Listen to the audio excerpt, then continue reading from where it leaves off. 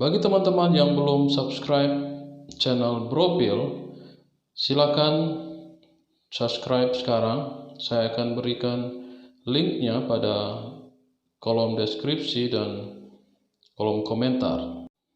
Karena suatu saat mungkin YouTube akan menghapus channel Pil Pahit ini.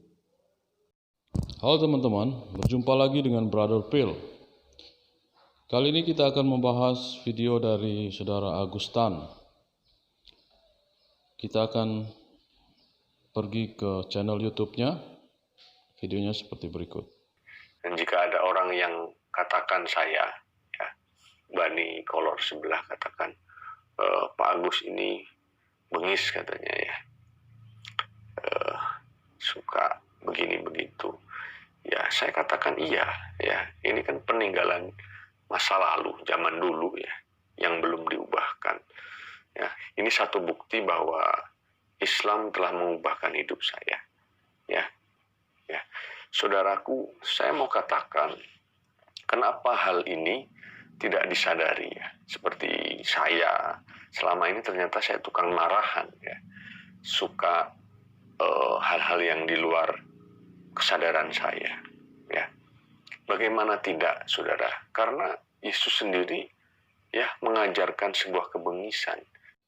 Oke teman-teman, kita baru saja mendengarkan bagaimana Saudara Agustan mengatakan Yesus mengajarkan suatu kebengisan. Kita akan lihat kebengisan apa yang dia maksudkan. Itu, tapi saya akan membuktikan satu ayat yang ini tidak disadari ya. Ada beberapa sih, bukan satu, tapi ini tambahan. Dikatakan di dalam Lukas 14 ayat 25-26.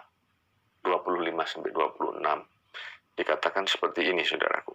Nanti saya akan kasih teks di situ ya. Dikatakan seperti ini. Ini pada suatu kali banyak orang berduyun-duyun mengikut Yesus. Dalam perjalanannya sambil berpaling ia berkata kepada mereka. Ya, dikatakan sambil berpaling ia berkata kepada mereka. Ini perkataan Yesus ya. Jikalau seorang datang kepadaku dan ia tidak membenci bapak ibunya, istrinya, anak-anaknya, saudara-saudaranya laki-laki atau perempuan, bahkan nyawanya sendiri, saudara, ia tidak dapat menjadi muridku. Saudara, sering kita di framing ya, wah Islam ini radikal dan lain sebagainya.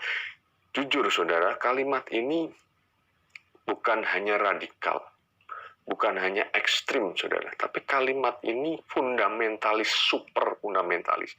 Bagaimana ketika kita diperintahkan untuk mengikut Allah, mengikut Tuhan, kita harus ya dikatakan membenci bapaknya, ibunya, istrinya, anak-anaknya, saudaranya perempuan, bahkan nyawanya sendiri.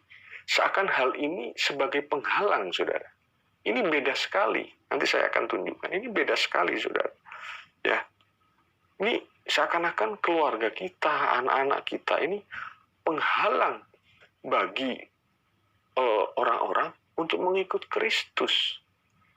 Nah, ini kan sebetulnya konyol. Nah, hal-hal seperti ini yang sesungguhnya jarang dibahas, saudara. Walaupun kalau mau alih bahasakan, ya sebetulnya kalimat sederhananya sangat jelas, ya.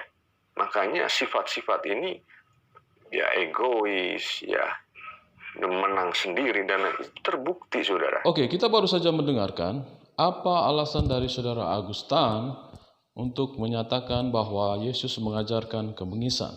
Dia sudah membaca di dalam Lukas 14 ayat 25-26, di mana Yesus mengatakan syarat mengikuti dia.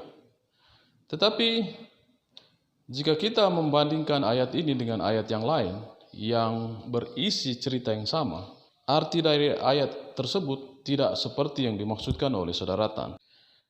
Mari kita membaca Lukas 14 ayat 25-27. Pada suatu kali banyak orang yang berduyun-duyun mengikuti Yesus dalam perjalanannya.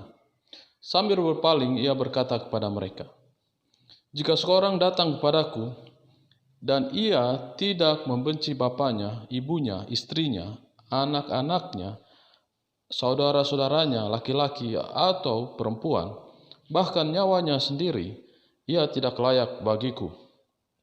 Ayat 27. Barang siapa tidak memikul salibnya dan mengikuti aku, ia tidak dapat menjadi muridku.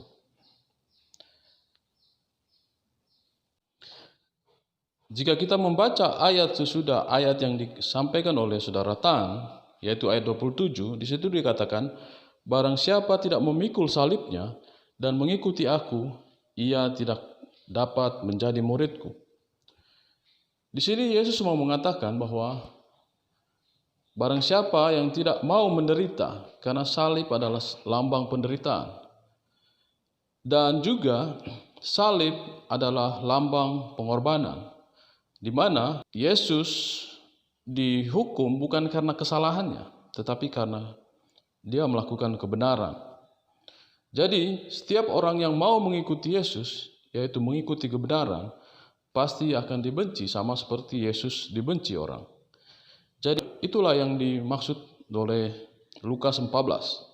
Untuk membuktikan itu, ada pernyataan yang sama yang disampaikan oleh Matius 10 dari ayat 37. Barang siapa mengasihi bapa atau ibunya lebih daripadaku, ia tidak layak bagiku. Dan barang siapa mengasihi anaknya laki-laki atau perempuan lebih daripadaku, ia tidak layak bagiku. Ayat 38, barang siapa tidak memikul salibnya dan mengikuti aku, ia tidak layak bagiku. Jika kita membaca Matius 10 ayat 37, di sana mengatakan, barang siapa mengasihi bapa atau ibunya lebih daripadaku. Artinya, ayat ini mengatakan kita harus mengutamakan Tuhan daripada keluarga dan saudara-saudara kita. Bukan berarti kita membenci mereka, tetapi yang diutamakan adalah Tuhan. Kenapa yang diutamakan Tuhan? Karena sumber kasih adalah Tuhan. Ketika kita lebih mengasihi Tuhan, otomatis kita akan mengasihi saudara-saudara kita. Untung saja Saudara Agustan tidak menjadi seorang pendeta lagi. Jika dia membaca Alkitab dengan cara demikian, tentunya dia akan dikeluarkan dari gereja. Karena di dalam kekristenan, Kristen mana saja tidak akan pernah mengartikan ayat ini dengan cara seperti yang dilakukan oleh Saudara Agustan. Beruntung Saudara Agustan sudah meninggalkan gereja, kalau tidak banyak sekali orang yang disesatkan dengan cara dia membaca Alkitab.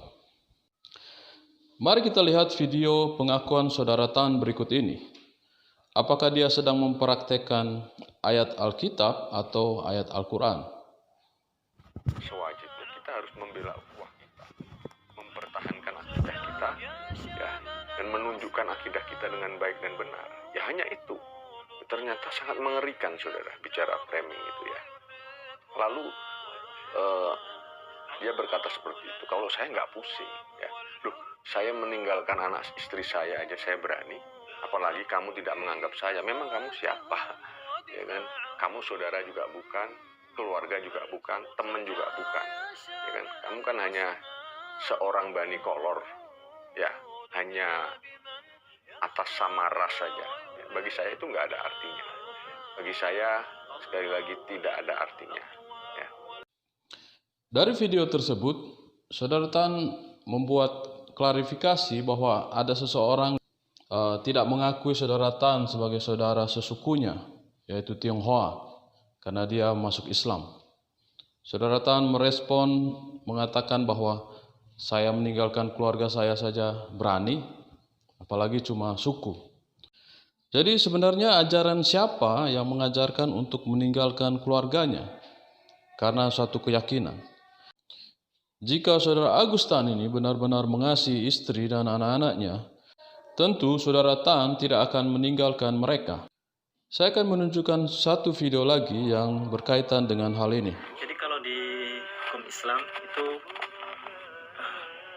perbedaan agama itu tidak boleh dalam segi pernikahan. Jadi mungkin harus segera kita carikan solusi bersama. Mesti bisa lah. Solusi. Solusinya hanya dua. Mohon maaf, pisah atau bapak masuk agama Islam. Hanya itu saja. Oke, kita baru saja mendengarkan video dari Ustadz Moko Ginta di mana dia menawarkan dua pilihan kepada suami dari Ibu Sandra, yaitu menjadi Islam atau bercerai dengan istrinya. Kalau kita melihat kedua kejadian ini, sebenarnya siapa yang sedang menjalankan ajaran kebencian kepada istri atau kepada suami? Jika kedua pasangan ini mengasihi istri atau suami mereka, meskipun beda agama, kenapa harus ditinggalkan? Yang menariknya di sini adalah suami dari Ibu Sandra, istri dari Saudara Agustan justru sedang menjalankan Lukas 14 atau Matius 10. Karena kasih mereka kepada Yesus Kristus, mereka rela ditinggalkan oleh suami. Mereka rela ditinggalkan oleh istri mereka.